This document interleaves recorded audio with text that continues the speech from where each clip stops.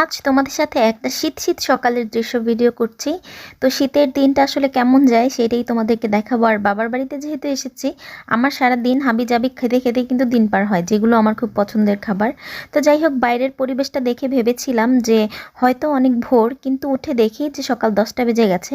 আর এইদিকে আম্মু আমার জন্য সবজি খিচুড়ি আর সাথে আমার পছন্দের লইট্টা শুটকি ভুনা, সাথে বেগুন ভাজাও ছিল। তো আমি ঝটপট আমার সকালবেলা নাস্তাটা কমপ্লিট করার পর দেখতে পেলাম বাবা আমার জন্য আবার চমচম নিয়ে আসছে।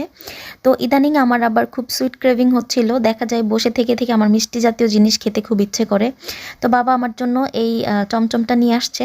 আর এটা এতটাই মজা লেগেছে, আমি ধূপধাপ বসেই কিন্তু টপাটপ করে একটা খেয়ে ফেলছি।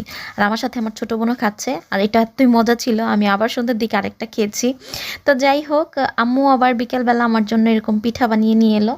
আসলে বাবার বাড়িতে থাকার মজাই এটা, তোমার পছন্দের যে জিনিসগুলো সেইগুলো সব একদম হাজির পাবা চোখের সামনে। তো যাই হোক, এগুলো খাওয়ার পর আবার আম্মু দেখলাম যে সন্ধ্যাবেলায় আমার জন্য ফুলকপির পাকোড়া আর এখানে কিছু সবজি পাকোড়া করেছে। তো সেইগুলো খেলাম। আর এত কিছু খাওয়ার পরে পেটটা একদম ফুল হয়ে গিয়েছিল, ভাবছি আর কিছু খাবো না রাতে। এইদিকে আমার ছোট বোন আবার একটু বাহিরে গিয়েছিল সন্ধ্যাবেলায়, ওর ফ্রেন্ডদের সাথে চটপটি খেয়ে এসেছে, আবার আসার সময় আমার জন্য নিয়ে আসছে।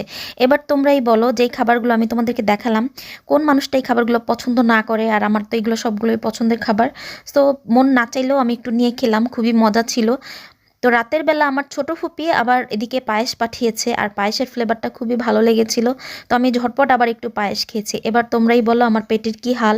এদিকে আম্মু আবার রাতের খাবার রেডি করে আমাকে খাবার জন্য ডাকছে। তো আমি আর কিছু খাই নাই, ঘুমিয়ে পড়েছি। এগুলো খেয়ে আমার বেহাল দশা। তো এই ছিল আমার আজকের ব্লগ। কেমন লাগলো জানাতে ভুলো না। আজ এ পর্যন্তই। সবাই ভালো থেকো। আল্লাহ হাফেজ।